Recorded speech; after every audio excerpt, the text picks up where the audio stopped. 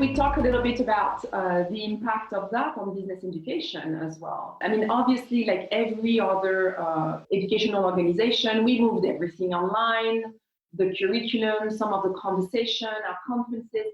We also brought our professors, and we're still in the process of doing that, to speak to how that crisis is affecting their own discipline, their own area of research and of teaching.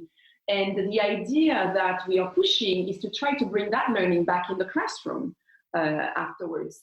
What's your view on this, and how would you think we can accelerate the transformation of business education so that we align with this need for, rethinking and restarting differently? Yeah, I mean, during the crisis and during the confinement, it's going to be difficult to go back into this participative teaching environment, which I believe is an important component of the MBA curriculum.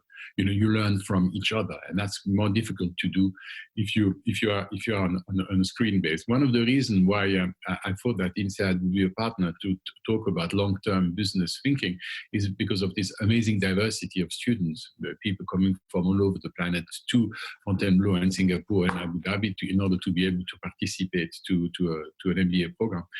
That's probably not going to be possible for a number of sessions, whatever time horizon we want to look at.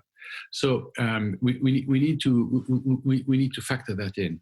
So the thought process about business management is no longer only focusing on short-term profit maximization by underestimating the risks we are facing, but should be looking at a sort of more holistic approach. The system we have given ourselves to measure performance is the financial system. When you talk about a company, you talk about balance sheets and profit and losses, but you do not talk about impact. You do not talk about other factors than purely financial for the success of the enterprise. This is the concept of stakeholder capitalism, where you need to not only serve your shareholders, but also serve the community around the business. And that will be in much higher demand, especially as it is, as you mentioned it before, unemployment rate, in particular in the developing world, will absolutely rocket. And we need to make sure that we are able to provide solutions for these sort of things. We will not be able to provide solutions if it is only based on financial numbers. We will have to also look at impact on communities. But what struck me also in that crisis, both on the personal front as well as on the professional front, is how communities come together in times of crisis. If I think about my work at INSEAD, it really materialized. And in particular, the whole alumni community not only taking action to match needs with products in their own country, but also to come around the school to help us develop innovations for our MBA students now online who needs to have a different type of experiential learning. So how do you see the role of the community, and in particular the INSEAD community in this time of crisis? As you're a member of it, how can it help? So I'm genuinely worried about this more than about anything else in that particular crisis. The current narrative from governments and from authorities is a very simple one. Don't go towards your neighbor. Your neighbor is dangerous. Your neighbor might carry the virus. It's better that you don't go there. Don't go and see the old people. Don't help the old lady to cross the road, which is something that we would sort of do normally. And so we are going to have to deal with that because communities, I don't know, hugging your friends is going to be a difficult thing to do psychologically for a number of years. How is that going to impact us? Yeah. So now we're talking about the community of INSEAD, we're talking about the community of MBA students. We know each other through screens, we talk through screens.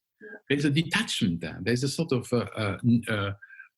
maybe it's a word that's a bit too strong, but a sort of inhuman approach, which does worry me in the long term. I don't know how we're going to repair that. But the only way to go forward is when we have a common goal. So if we have together business as a force for good at INSEAD, business that will help us together to make a better world, then there's a purpose there. Then there's a way that we can look at. Our motto at the family company is doing now what the patient needs later. And I think it's extremely important that this unifying vision allows us to work as a community. But it's not going to be a personal and intimate community for a while. Well, thanks, André, for sharing these insights. I don't know when is the next time we will see each other in person. We might have to resort to many more of these conversations. So, thanks for your time today and sharing these insights with me. Katell, I'm very grateful that you give me the opportunity to discuss these issues. It's important that we are able to use every platform to pass on information about this, because the disinformation rages. Thank you, André, and see you soon online. Thank you.